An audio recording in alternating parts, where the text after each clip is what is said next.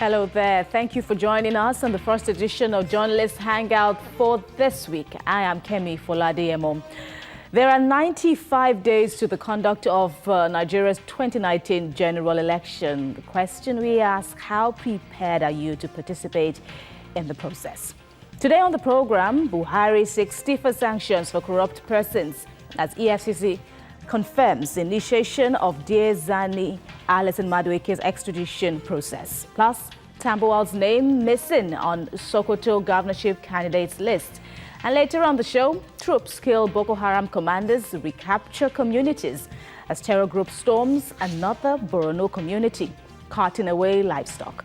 I'll be hanging out today with Babajide Kolade Otitoju, as well as Wale Adeoye and Janet Mba Afolabi. Journalist Hangout starts now.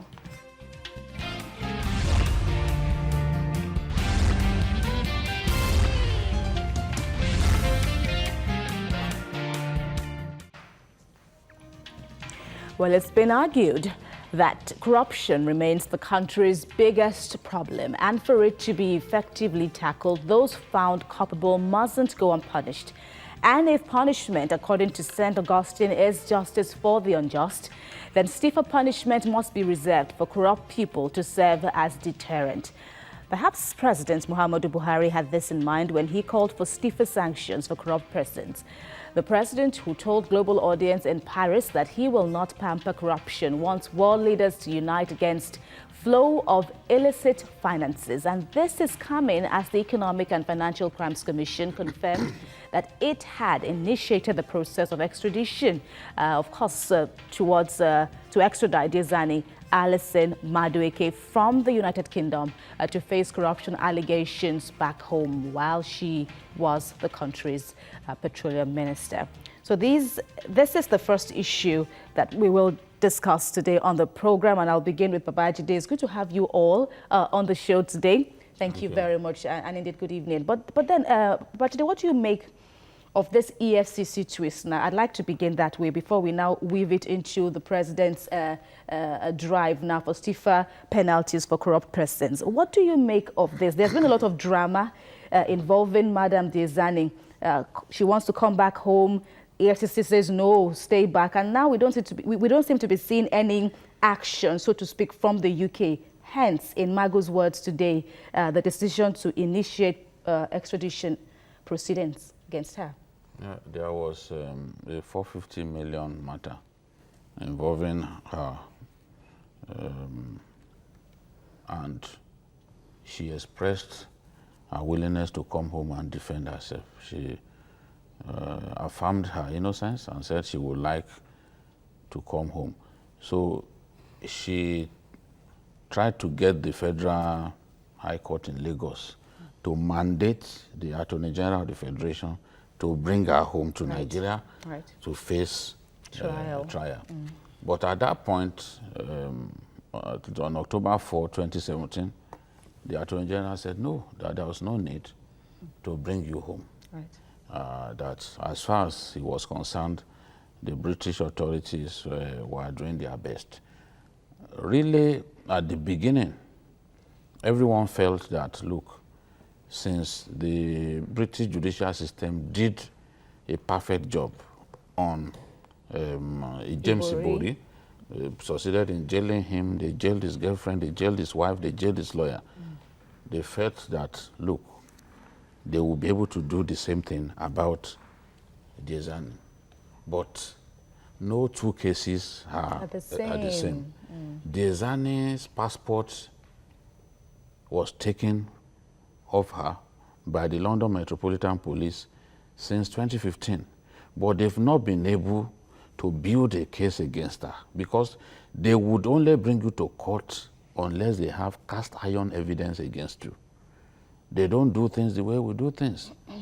They won't arrest you, take you to court, and then begin to look for evidence to nail you.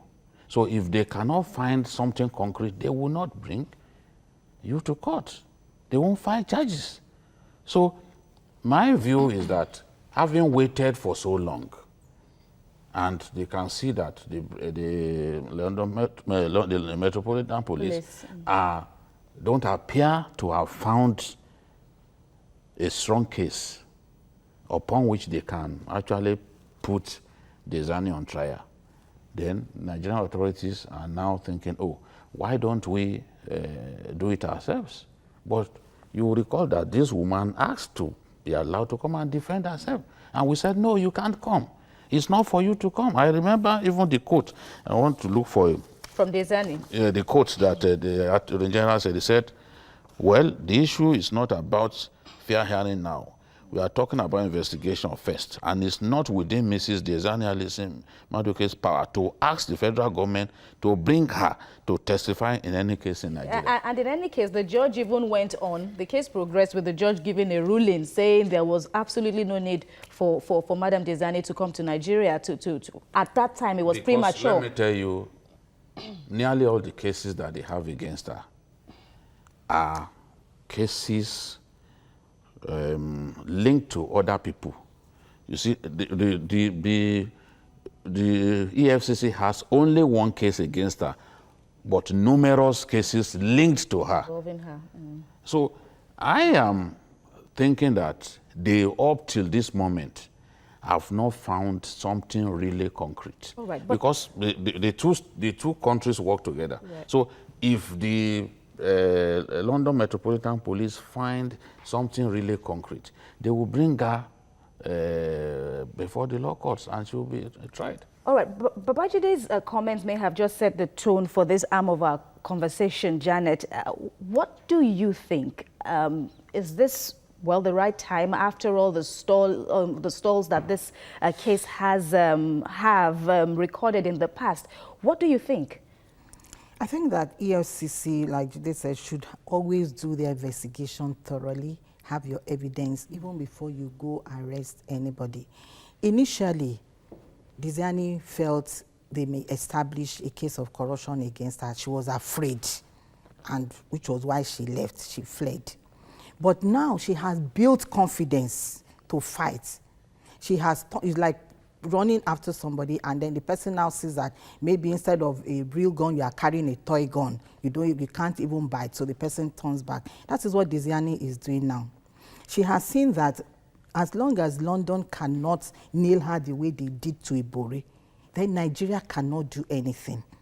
Because it is expected that in London, they are more thorough in their investigations. They are more experienced in their processes, and their processes are even more fast-tracked than in Nigeria. So she wants to now come back, knowing that the case will delay for as long as possible because the evidences are not clear. I think that is what. And could so that, she's bent on coming back. All right. Could that confidence now that okay, since the UK government haven't found any substantial evidence with which to pursue this case against her vigorously in court, could that also be the same in Nigeria if and when this extradition process, gets cleared and she comes back home to face all these charges against her? Because she once challenged the FCC, saying the aspect that there's a legion of allegations against her. There's the $1.3 billion NNPC cash now that was said to have been delivered to the office of the security advisor back then. But she said she was acting on directives of the president at the time, Goodluck Jonathan, and also went on to say, every other allegations you have against me, paste them. Let me see the details of evidence if you have them. Jude, what do you make of this? Well, I think in the first instance... I'm sorry, Wale, I dare you. I think what is going on in Britain is that the British police seems not to have been able to establish any crime against Britain conducted by her. Probably not, it's not that they have not been able to establish a case of crime, but committed in Britain. So there are two different things. Okay. So, but I think for her to be saying that she wants to come back home, we have to look at it from different ways. She also probably thinks that getting back home here, she may be able to maneuver her ways.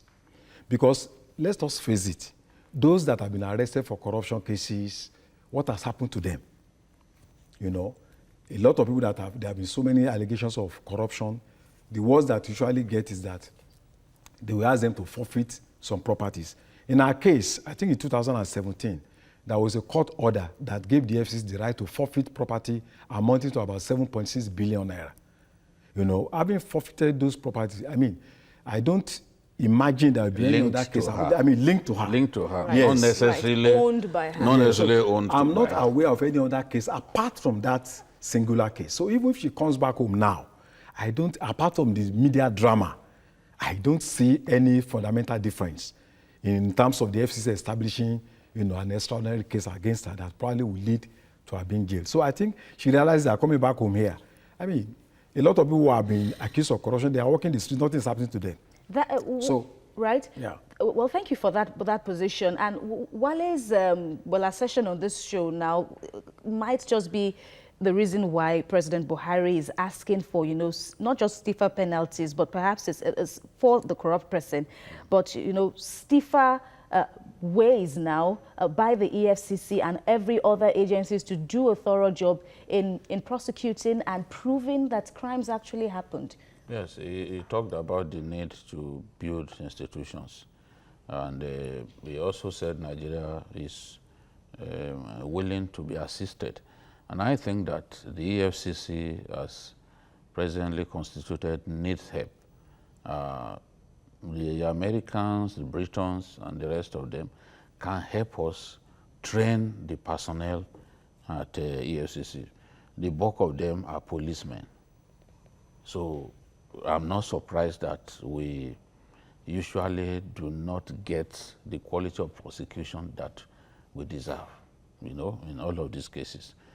So it will help us perfect our processes, help us train the personnel, then we can see a much improved EFCC in the coming years. During the Ribadu regime, we had a lot of those trainings, you know, but after some time, some of those agencies that used to assist the EFCs, those foreign agencies, backed down because they didn't see thorough commitment on our part. You know that there was a big setback, especially after Yaradua took over, when the Boris of this world wanted to literally run the EFCC their own way, and frustrated Ribadu out of office, sent him to NIPS in Kuru, just so that they could find someone pliable who would not be able to do the job thoroughly. So we need help as a country to be able to defeat corruption. And what the president is saying also is that, look, it takes two, you know, to commit corruption. Mm-hmm. If bankers are not complicit, it will be difficult for anybody to steal in the manner in which they steal in our country. If lawyers are not complicit, it will be difficult. And we saw with what happened with the Bori, all of those people around them. In the nets. Yes, lawyers, they were all jailed. They were all jailed. So Buhari is now suggesting that professional institutions on their part could begin to punish professionals who step out of line to aid corruption. And he's saying, look, punishment should not simply be to send corrupt people to jail, that such corrupt people should actually lose the assets that they have stolen.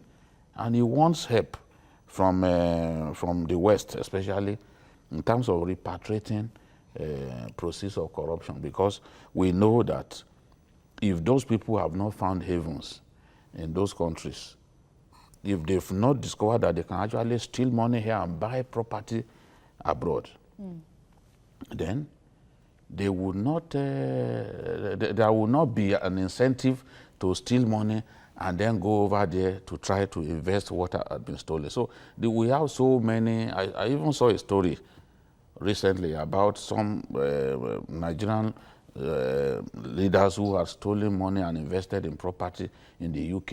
And that's why, whichever way we look at it, even the Britons, whose prime minister, former prime minister, said Nigeria is fantastically corrupt, should realize that his country is fantastically complicit in the looting of our country and the promotion of poverty that the looting encourages. Making Nigeria the poverty, what people are saying about Poverty being capital of the poverty world. capital of the world. Janet, I come to you now, especially with what President Buhari has asserted in saying global flaws in the global financial system need to be curbed now. You know, we've been talking about it takes more than two, if not more than two now to tango in talking about all the so-called tax havens that, you know, corrupt-minded people use in effecting their illegal flow of cash funds. Now, what do you think? How easy will it be now to curbing these flaws already established? I don't think it's going to be easy. That's why he appealed to their conscience, to the conscience of the global leaders, by referring them to the Global Declaration Against Corruption that was made in London in 2016. 2016, right. You know, because you can only appeal to them. They are beyond your powers. You only make stringent laws in Nigeria, which you are in charge. And his statement to me appears like a statement of pity and helplessness, that we are trying our best, but our best does not seem to be enough. So we need stringent, more laws that will make these perpetrators to deter from what they are doing by making them to forfeit their assets. And I agree with him. I believe they should forfeit the assets that they looted. And I also believe that the transactional middlemen, the lawyers, the public servants, the bankers, who were maybe, how do I put them, accessories to the crime. Because some may not be an accessory in the sense that they may not know exactly what they were doing. For instance, if I were your lawyer, even before you became a governor, and I'm involved in some of your transactions, and you're doing a transaction now, and I'm still involved, I will not question you because I've been with you from the beginning. So those that you have to prove that you are not in the know, then you get off the hook. But if you can prove, the police can prove that you were part of it, you were an accomplice, you were an accessory to that crime, then you should go in for it like Ibori's lawyer, and then the professional body should also sanction you. And fighting this corruption, it's about commitment. EFCC, ICPC, they are grossly underfunded. Even if you train them 100 times over and then you don't fund it, they cannot express the training that they have gained. They don't have the money to pursue cases. They don't have the money, the perpetrators, to pay for big lawyers, to get experienced lawyers, to get SANS. Some people... They already have SANS. They already have SANS, but how effective are those SANS compared to... Will take now to get, someone can line up 30 SANS. There are SANS from the federal government. That would be really formidable. There are SANS and there are SANS. Yes. There are SANS that cannot win one single case. Yes. You know, so in this kind of, you would have won, but you will not win the case of EFCC. Right. The case of corruption is not a, it's a clandestine type, in quotes, kind of crime. So it is very difficult to pin down. And EFCC is the one alleging. So the onus lies on EFCC to prove. And in proving it, you need beyond reasonable doubt. And the law is blind. Right. If I can go on and on. The law is blind. So it is the evidences that you bring that will help the judge to determine the case. So EFCC needs funding, serious funding. That said, Janet, but then, Wale, we can also tie these points that have been made now to the Diezani case that is still pending. I mean, we've talked about, broadening the net. The lawyers associates of Diezani are already standing trial. And yet we are seeing the UK now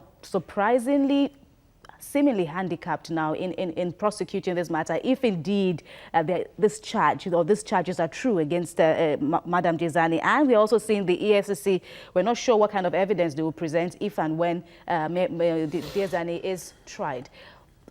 I mean, what do you think? How difficult can it be now to nail this crime? I think from what we are seeing, the best mechanism is to prevent the crime from happening in the first place. And that means charity begins at home. Once the money goes abroad, it takes a long process to get the funds back. Imagine we have been on Abacha loot since 1999. And if $300 million is stolen from Nigeria and taken abroad, by the time the money is being returned, we are not going to get it 100%. There are all sorts of charges. You are not going to get the same conditions. So many conditions. Now there are so many international conventions, the mutual legal assistance. But it's not every country that has keyed into it. There are small islands, small countries. So they are moving their funds from Western Europe to these smaller islands who also need the funds to develop their country. The economy. So the best thing is for us to develop that mechanism to ensure that the funds are not even stolen in the first place. And that's why the banks have a lot of roles, strategic role to play. ICANN, the auditors. If you go to bank, they tell you that any transaction beyond $10,000, you must, any funds going abroad, you must inform the authority. There's no way you can steal money going into $1 million without passing through the banking system. So who are those people that are involved in transferring those funds? What has happened to them? So we need to develop mechanisms that will ensure that the crimes are not committed in Nigeria in the first place. But once we allow them to see those funds, and that you are not crying that they should repatriate those funds, it's going to be more difficult. How many funds have been stolen belonging to British people or Ghanaians brought to Nigeria? Or Americans stealing money, bring them to Nigeria. So the best thing is that develop the mechanism to ensure that the funds are not even stolen. It's in the even first those place. mechanisms that I want Jide to address now. I mean, you will just make President Buhari's day now, if indeed you stop corruption, back home. I mean, how easy will that be, to curb whatever leaks that may ensure that these monies are easily stolen? Look, the avenues through which the resources are leaking are just too many.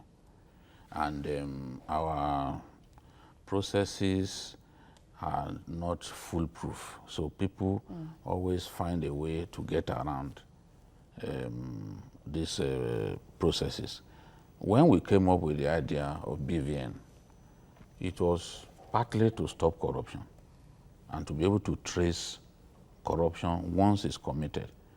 But we have people taking money to the banks, money being kept in the banks without being held in particular accounts. So, one of the huge sums that we are talking about now, linked to Diezani, was actually kept in a bank vault, was not put in any account. So how does the EFCC trace something that was kept in the bank but not put in an account? That can only happen with the knowledge of somebody big in the banks. It has to be an instruction. Right. Go and keep this money, so please. They know it's there. The person who owns the money feels safe. We've also seen how Jonathan's wife used other people to bank money in a bank. Other people's accounts, other people's identities, not her own. So there are so many ways, and our people these days, if you want to bribe them, they will not even take the Nigerian currency from you. They will not allow you to send money or use a banking instrument to send money to them. They are not fools because they know that it will be flagged. So what they do is they take raw dollars from you. Okay. They take raw dollars from you, and when they take money directly from you, unless they are filmed, you may not even be able to prove it. Kindly hold that thought. Let's quickly get to hear from Abubakar, who is joining us from Niger State. Hi, Abubakar. Please join the conversation. Hello. Carry on. You're welcome to Journalist Hangout. Okay. Good evening, sir. Good evening. Good evening. Thank you very much, my own Excellency, Mr. Babajide. All right, carry on. And the nice people in the panel. Okay. Thank you for discussing this wonderful program. Thanks. Because corruption has become a cankerworm that has eaten into the fabric of our society. And we have to do everything possible to ensure that we fight corruption. Because it's always taking over the next generation. So many money has been taken over from government corporates. The money that are supposed to have been used in developing other sectors of the economy. And I hope the present administration will try to ensure that they develop strengthen the institutions that are fighting corruption. That is the only way I think we'll be able to get to where we want to be. Thank you very much for discussing. All right, what thank is you very going on. much, Abubakar. All right. So, as I was saying, you go to the Scandinavian countries, there is already a huge disincentive against corruption. Why should you steal? You know that if you attempt to do it, you will be caught. Whether you are the president or not, if you are caught, you are going to jail. It's the same attitude that they have towards tax evasion. Look, in some countries in Europe and America, even tax evasion is a bigger offense than manslaughter. You get it? So that way you know you must not do it. And their system makes it extremely difficult for you to get away once you do it. So everyone knows that, look, I dare not do it. Look at Holland. Holland is closing down prisons. Right. Because they do not have enough inmates to put in them. The other day, Spain had to even send some of its own prisoners to Denmark because they do not have. People are not committing those crimes because if you commit those crimes, you will be caught. We wonder if that day will come here in Nigeria. But we have to keep working at it. We have to keep, indeed. But then, Janet, let's look at another angle now. The president said, I try and quote now, financial crimes in Nigeria generate enormous unlawful profits. So lucrative, he says, that the threat of a jail term isn't even enough a deterrent. I mean, do you agree? I agree, absolutely. The threat of jail term or the actual jail term is not enough deterrent. So what do we do? Because let me explain why it is not a deterrent. 10 years is the maximum. Yes, but let me explain why it is not a deterrent and they are not even bothered by it. Because there is a long process to even the road to jail is very long in Nigeria. If it can be fast-tracked, if you are caught with evidence, I go back to EFCC, they come with all the evidence they need to nail you hands down, that you can't wriggle out. And then within 1 or 2 months, you go to jail. And there's no option of appeal, there's no option of going to Supreme Court. You just go to jail straight away. Maybe there'll be a special tribunal, special tribunal for such cases. That's number one. Then, number two, you have to forfeit everything that you looted, everything that you stole.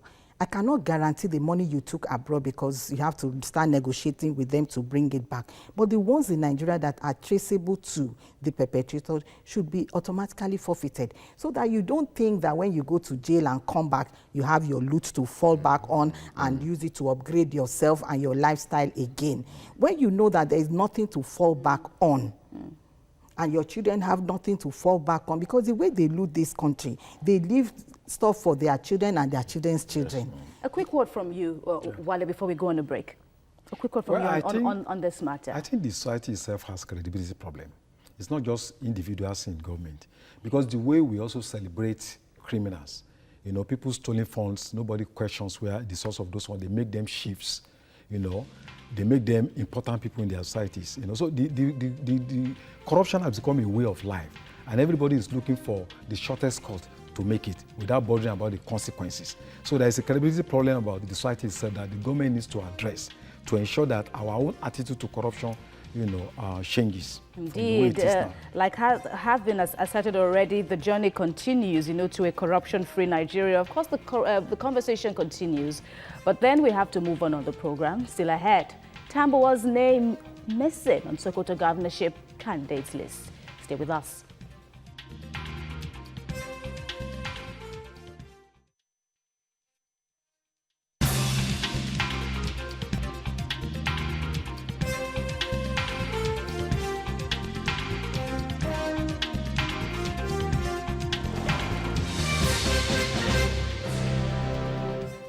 Welcome back to Journalist Hangout.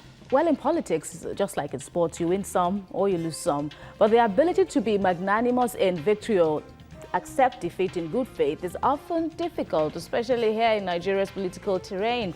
First, Sokoto State Governor Aminu Tambuwal lost out in his attempt to secure the presidential ticket of the People's Democratic Party. Now, his name wasn't on the list of governorship candidates released by the Independent National Electoral Commission, of course, for next year's polls. Instead, former Commissioner for Local Government and Community Development, Manuel Dania, is listed as the PDP's flag bearer.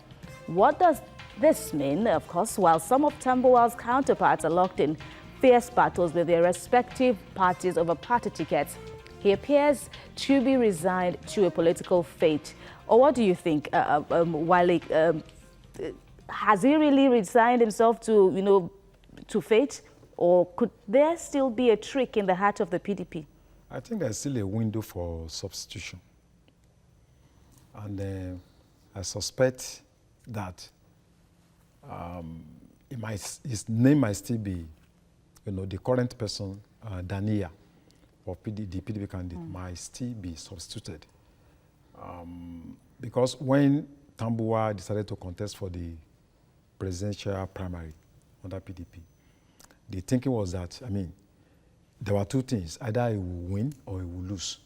So I think he realized that the possibility of losing that primary was there.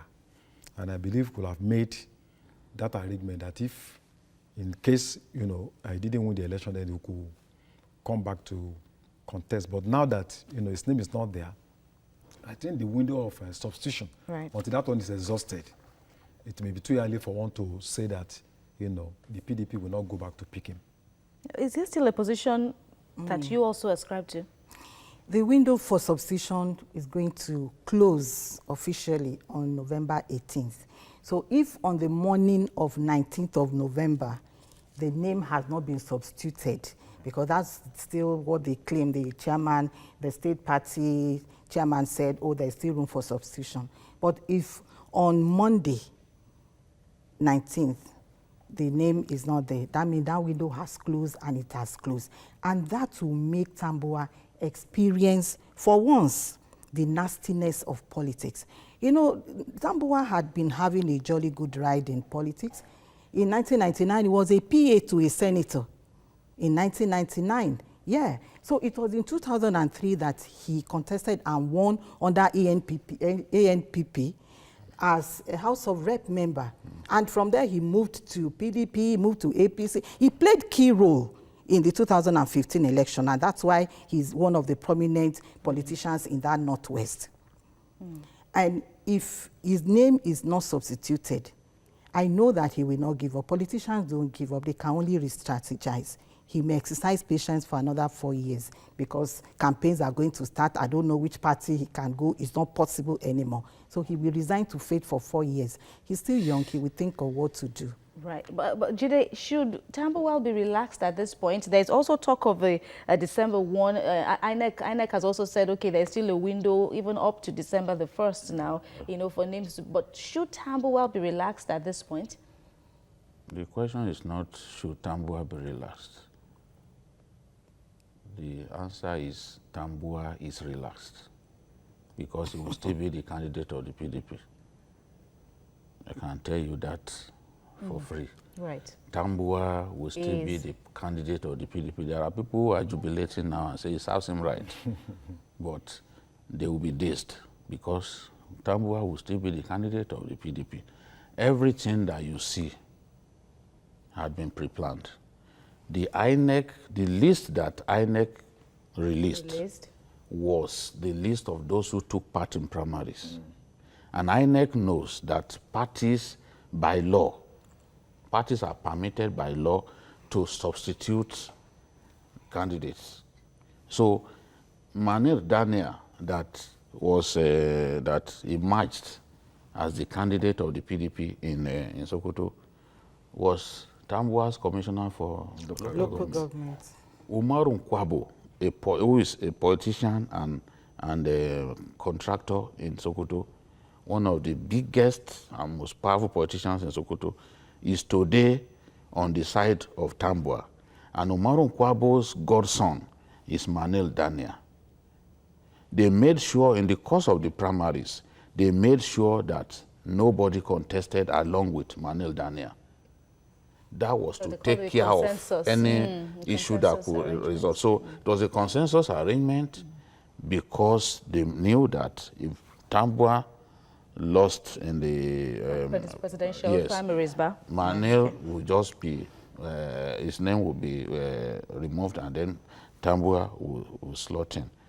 Tambua, as a sitting governor, is an asset to any party because the resources are at the disposal of a sitting governor. So there's no way the PDP will see someone who is a sitting governor and would not want to cultivate that person. You saw what happened. If it didn't happen to Otom, despite all his problems in Benue, there's no way to happen to Tambua.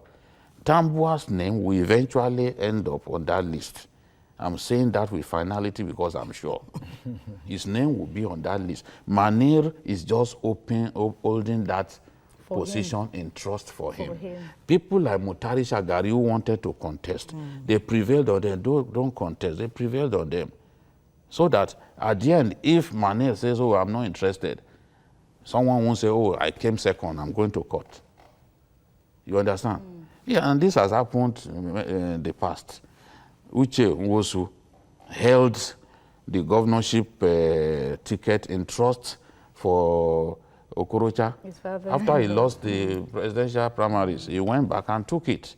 In Kano, it happened to Kwankwaso lost the presidential primaries, and he went and took the ticket for Kano Central from someone who was also holding it in trust for him as governor. So his history will repeat itself.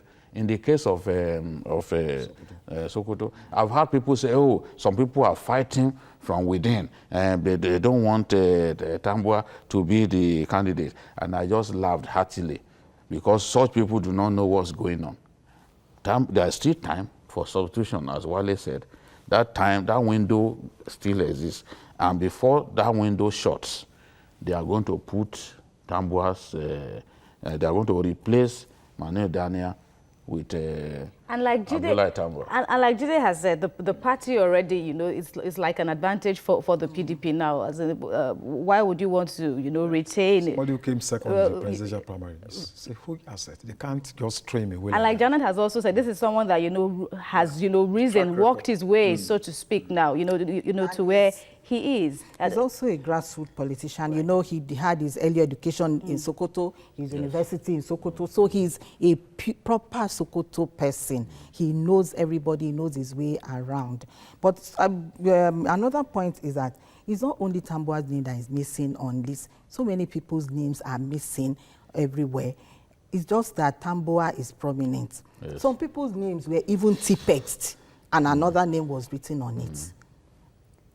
But so many things are going on. But all right, fine. You know, intrigues and intrigues, but then this is the time, I guess, and we're still going to see many more. But still on the moves of the PDP now, you know, in this, you know, how would you?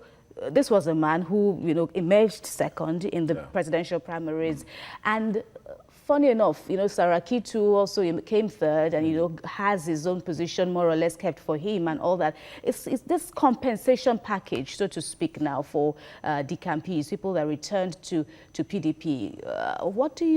How healthy is this? Well, I think in terms of balance of strength, there are people that, you know, have greater stake in the party, who have invested so much in that party. They have made so much sacrifices, even though we all claim political parties belong to everybody. But we know that there are people that have stronger, you know, stake in that party. And I think Tambua is one of them. And the PDP now is down. They cannot afford to engineer. In fact, they will do everything possible to minimize potential for conflict and acrimony. And Sokoto, I believe, is one of the most critical areas from the same northwest with the current president. So Sokoto is a place that the PDP is one of the focal points of the PDP. And I believe they will not be ready to sacrifice somebody like Tambua. So they will ensure that they do everything to placate him, given the roles he has played in the past 6 years, you know, within the PDP and then, you know, in APC. But on the flip side, what does this mean for the APC now, as in how they must be feeling now with all this intrigues, now calculations now on the part of the, let's use Sokoto State as an example now. Indeed, okay, fine, it's been established that Tambuwal, Governor Tambuwal might as well just be relaxed at this point now. Before December, his name will be substituted. But then how should the party, APC, be taking it? No, the APC will just continue with its own plans. There's nothing extraordinary about that. The APC too, they substitute candidates now from time to time. Okay. Yes. So if they were in that position, they would do exactly what the PDP will do, because you need people who have gravitas in your party, people who have the strength, people who have the resources. Our politics is so money driven, and we all know that governors have resources, and resources matter a lot in swaying victory to your side.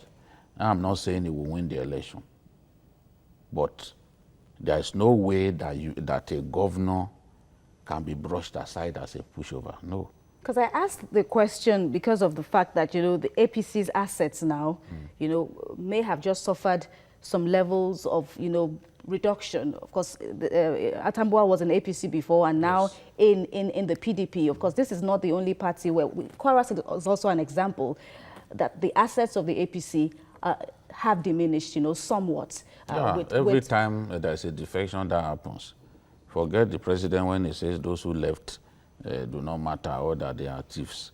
When people defect from your party gets weakened. We saw what happened in Osun. If APC had Moshood Adeoti, they would have won the election, because Moshood Adeoti left the party in anger and in a war. He won easily. The votes, and he won with a wide margin. So if he was in their party, wouldn't he have worked for the party? So that is the way it is. It's the same principle everywhere. There's no way Tambuwal will leave your party and you will say, no, nobody has left. Except if you want to deceive yourself. That is why parties, after primaries, parties work hard to try to hold themselves together, to try to get people who are aggrieved to put their own interests aside and work for the party. Right. So already he left with some House of Assembly members, and those wants to have their supporters. And the structures of the party, he took the structures of the party with him. All right. So that is a fact. Janet, your final words now on this Tambuwal discussion before we go on a break. I think that substitution is still ongoing, but I wonder why his name was not included. Do they want to test water? Do they want to see what will happen, how people will react? Because nothing stopped them to include his name to INEC. Nothing. Because the presidential primaries had ended. So it's from that moment they would have known that this is a guy that they want. But however, we are all waiting and watching to see what happens. Will his name be substituted? Will it not be substituted? But if it is a plus for them, because it's somebody that can win election considering his position now. Okay, and of course the INEC political election timetable, of course, progresses, so to speak. And then there's also this lingering discussion yet on the show today. In recent times, Nigeria recorded mixed fortunes in the fight against insurgency in the northeast. The dreaded Boko Haram terrorist group had attacked many communities in Borno State with many casualties. But we have some cheering news now that dropped over the weekend. The army confirmed that Boko Haram commanders Abu Rojal and Tuja Banki were killed by troops of the 25 Task Force Brigade. This group is stationed in Chibok, and of course the 28 Task Force Brigade Damboa. This in a joint clearance operation from Gunsuri to Gambori. The troops also reclaimed some communities from Boko Haram, even though the army had in the past said no Nigerian territory was under the group's control. But reported attacks in more communities in Borno State. Still, insurgents carted away many livestock. So could this mean our victory dance is is short-lived. As in, while we are celebrating that the army have, been able to reclaim some communities back, we are also getting reports now of Boko Haram attacks still. Yeah, let me start by congratulating the army for reclaiming some communities held by Boko Haram. They've always said, especially the Chief of Army Staff has always said there's no Nigerian territory in Boko Haram's hands, and I've always said that is not true. Because I personally know communities still being held by Boko Haram as we speak. And I've in the past had to list communities in the Lake Chad region held by Boko Haram till today. And you know the painful thing is that they even impose taxation on our people in the communities that they control. So Boko Haram still holds some Nigerian territory. They still control some Nigerian communities. That is a fact. The army, in different tweets that they came up with, admitted that they chased them away from 7 communities or so. Now, after that good news, Boko Haram went to Jidari Polo area in Maiduguri. That's just about 3 kilometers to the government house in Maiduguri. And they set ablaze houses, 65 houses, stole the 300 cows, according to NEMA. This is not journalists coming up. NEMA said they stole 300 cows, 200 sheep, and all that, just this last weekend. So when we make gains against them, setbacks happen. And the reason these setbacks are happening is because we have not put sufficient troops on ground.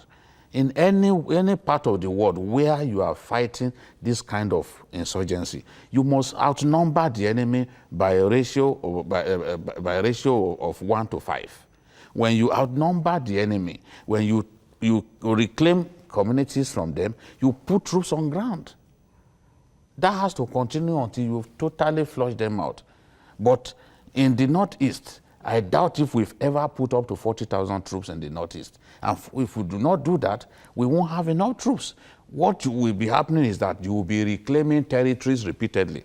I know communities that we reclaimed in 2015 before the election. Boko Haram came back to those communities because we didn't station troops permanently in those communities. Then we've had to fight back, take those communities again. So you may now have to be reclaiming territories again and again, because we don't have sufficient troops to get the job done. And another thing, not having sufficient troops to get the job done compels you to become a defensive force.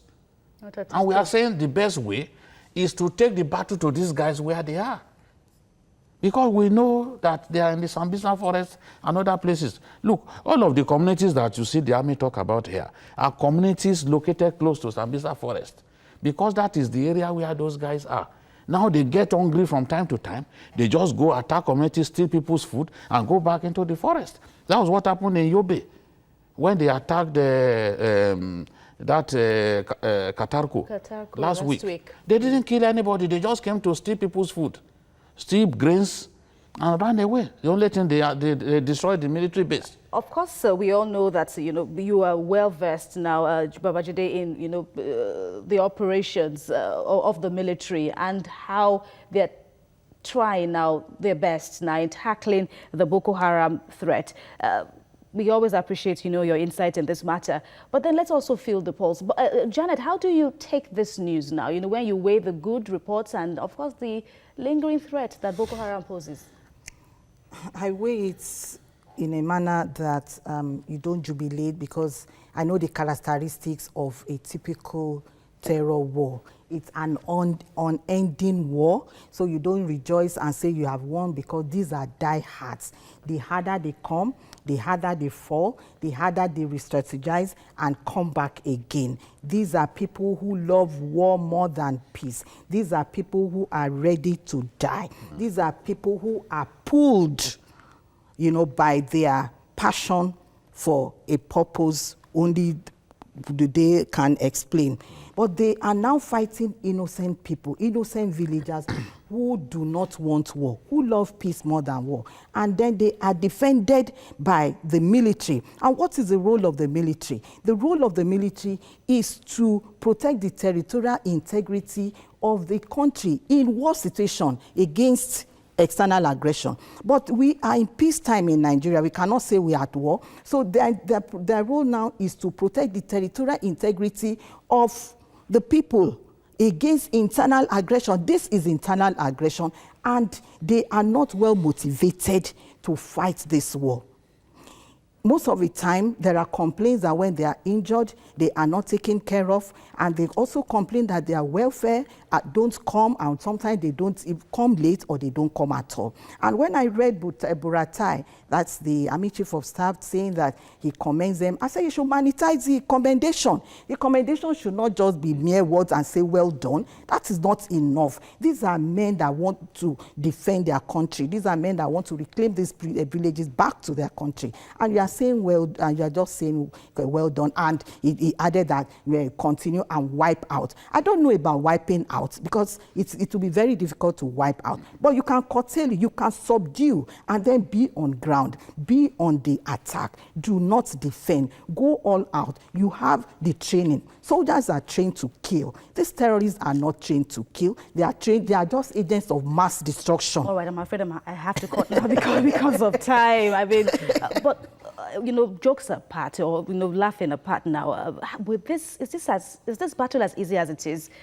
Increase the numbers, morale, boost their morale financially and otherwise, and so on and so forth. We've said a lot, but is it as easy as that? Is this war going to be defeated decisively when we, you know, feel all these leakages? Yeah, it's a multidimensional approach. They have mentioned some of the steps that needed to be taken. There are other steps that the military needs to adopt. All over the world, there is no country that has been able to fight terrorism in a jiffy. Look at Syria. It took the effort of Russia to back Assad, and it's been going on since 2011. Look at Afghanistan, almost 2 decades. You know, the war, America, machines and everything there. But one thing I think we have to realize is that these are Nigerians. So we need to work out a negotiated settlement. From what we have seen in the past 2 days shows that military option is not the only option. We have 2.2 people displaced now, you know, in that, because of that war going on. And we have been on this thing since 2009. So NEMA even has a lot on its you know, the military will come and say, look, we have captured this. Then a few weeks later, they will strike. So I think we need to sit down and readdress this problem that, using military option alone is not the only way out. There are factors that drive people into terrorism. Where people are driven by ideology is the most difficult to fight. They are not doing it because they want profit. Like criminals, I want to steal a car to make money. They are driven by ideas. So I think the government needs to go beyond mere bombing and all that, and look at the issues being addressed by this, the issue being raised by these people, and see how we can work out a political solution. And then the idea of bombing and all that, is good. But then for an effective operation, it has to be driven by intelligence. Okay. You need to know the people that are heading these organizations, where they live, the sources of their funds, the sources of their arms. Because if they are not rich, there's no way they'll be carrying out all these activities. Okay. And imagine a situation where we're talking about 300 cows stolen. You need about 15 trucks to move 300 cows. How come? And it takes you several hours.